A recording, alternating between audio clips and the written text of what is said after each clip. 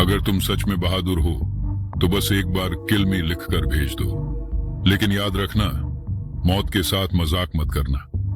ये सिर्फ एक खेल नहीं है, ये एक दरवाजा है जो एक बार खुला तो फिर बंद नहीं होगा। जो भी इस खेल में आया वो कभी वापस नहीं जा सका। क्या तुम हिम्मत रखते हो इस अंधेरे सफर में कदम रखने की? अगर हां तो बस किल मी लिख कर भेज दो, लेकिन ध्यान रखना, कुछ खेल सिर्फ देखने के लिए होते हैं, खेलने के लिए नहीं। तो आइए आज की इस कहानी का हिस्सा बनते हैं। रात के 2:30 पर एक अंधेरे कमरे में सिर्फ फोन की स्क्रीन चमक रही थी। एक विशाल नाम का लड़का इंस्टाग्राम चला रहा था। तभी उसकी नजर एक अजीब पोस्ट पर पड़ी। अगर तुम सच में बहादुर हो तो बस एक बार किल मी लिखकर भेज दो, लेकिन याद रखना, मौत के साथ मजाक मत करना। पोस्ट के नीचे कई लोगों के रिप्लाई थे। किसी ने लिखा किल मी, और उसके कुछ घंटों बाद एक यूजर ने कमेंट किया, यह शख्स अब जिंदा नहीं है, उसने सच में खुदकुशी कर ली। विशाल को यकीन नहीं हुआ। उसे लगा कि कोई उसे मूर्ख बना रहा है, लेकिन जैसे ही उसने पोस्ट को और स्क्रॉल किया, उसे पता चला कि 2 हफ्तों में ऐसे कई लोगों की मौत हो चुकी थी जिन्होंने किल मी लिखा था। क्या यह सिर्फ संयोग था या फिर वाकई में कुछ खौफनाक हो रहा था? विशाल ने इसे एक चैलेंज की तरह लिया।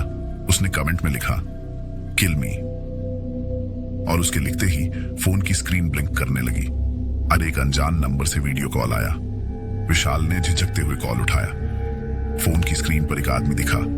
उसने एक अजीब मास्क पहना हुआ था और फिर बोला, अब तुमने मौत को बुला लिया है विशाल, तुम्हारे पास सिर्फ 24 घंटे हैं। फिर स्क्रीन पर एक टाइमर दिखाई दिया। विशाल के रोंगटे खड़े हो गए। उसने घबरा कर जल्दी से फोन बंद कर दिया, लेकिन उसके फोन पर एक मैसेज आया, भागने की कोशिश मत करना, 24 घंटे बाद तुम मर जाओगे। विशाल को नींद नहीं आई। अगले दिन उसने इंटरनेट पर सर्च किया, किल मी चैलेंज डेथ्स, और उसके बाद जो उसने पढ़ा उससे उसकी रूह कांप गई।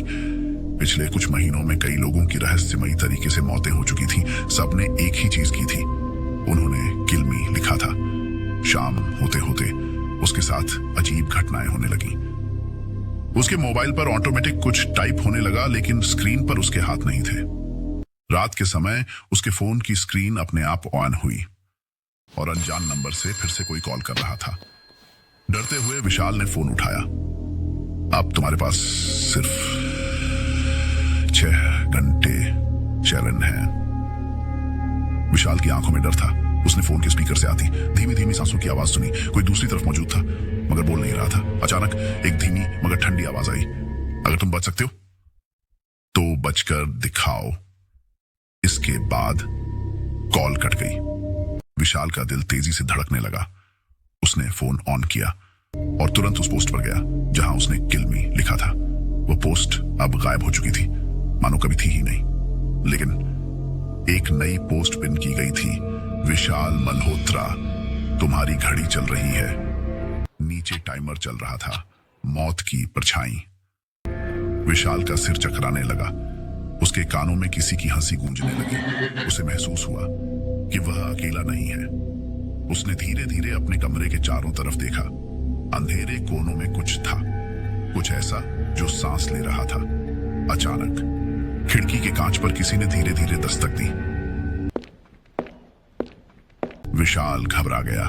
उसने हिम्मत जुटाकर पर्दा हटाया। एक पल उसके फोन की स्क्रीन पर एक वीडियो प्ले हुआ। वीडियो में एक कमरा था, वैसा ही कमरा जिसमें विशाल बैठा था। कैमरे में एक आदमी कुर्सी पर बैठा था। वह कांप रहा था। उसकी आंखों में खौफ था।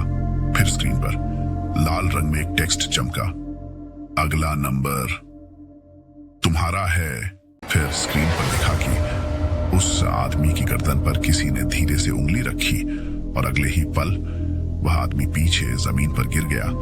उसकी आंखें खुली की खुली रह गईं। वह मर चुका था। विशाल की सांसें तेज हो गईं। उसने वीडियो को फिर से देखा और इस बार उसने जो चीज नोट की उससे उसकी रीढ़ में सिहरन दौड़ गई। वह आदमी कोई और नहीं, खुद विशाल था। यह कोई खेल था या कोई साजिश? विशाल की समझ में कुछ नहीं आ रहा था। क्या यह कोई साइबर गेम था या कोई खौफनाक हकीकत? क्या यह कोई वायरस था या कोई साइको हैकर जो लोगों की मानसिकता से खेल रहा था? उसने पुलिस को कॉल करने की कोशिश की, मगर कॉल फेल हो गई। उसने दोस्तों को फोन किया, लेकिन नेटवर्क पूरी तरह बंद था। उसी वक्त कमरे में रखे टेबल लैंप की लाइट अचानक ब्लिंक करने लगी।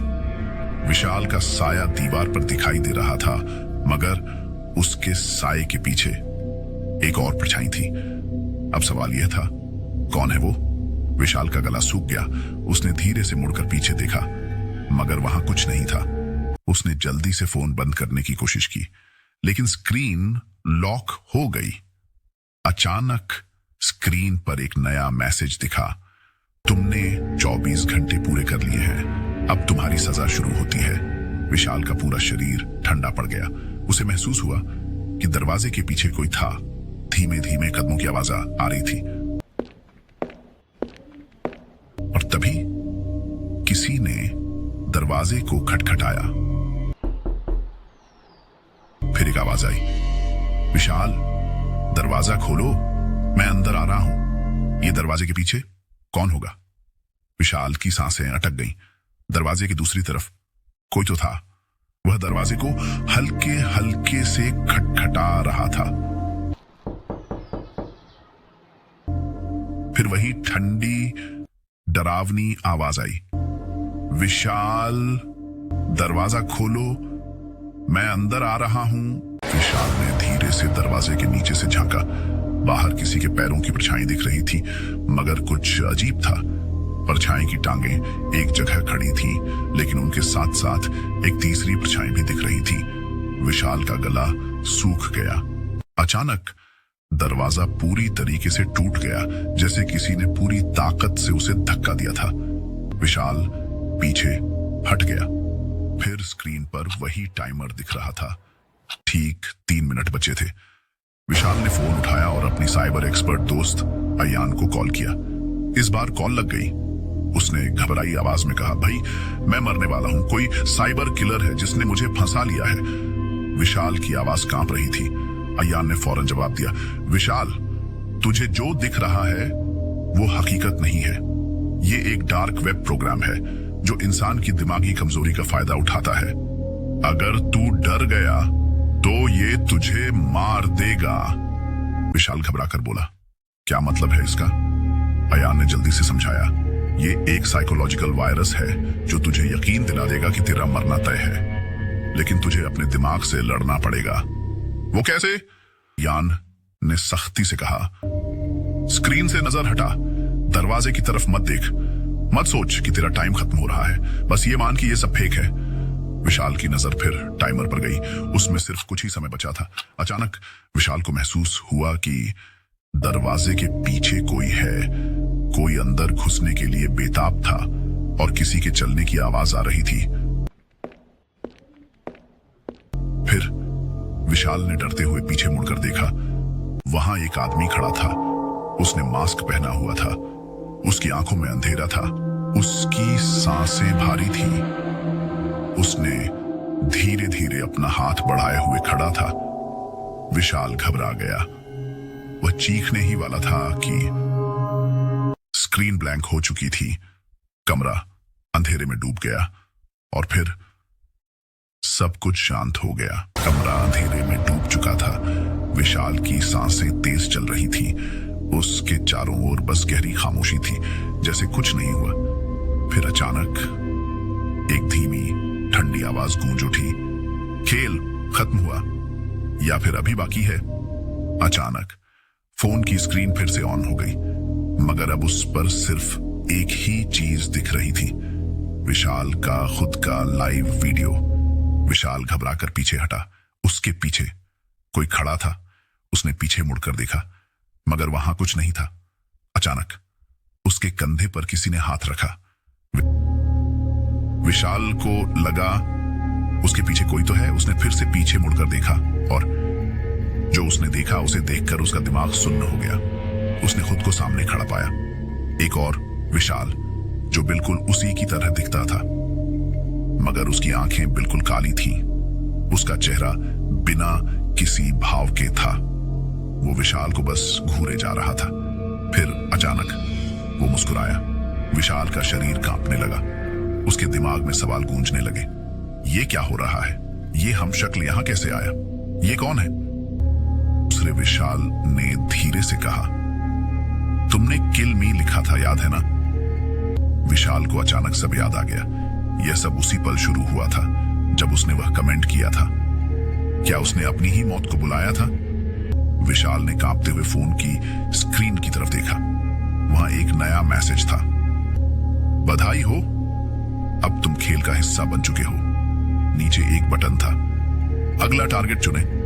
विशाल के चेहरे से खून उतर गया। अब सवाल यह था, क्या यह खेल कभी खत्म भी होगा या अब उसे किसी और को मरने के लिए चुनना होगा?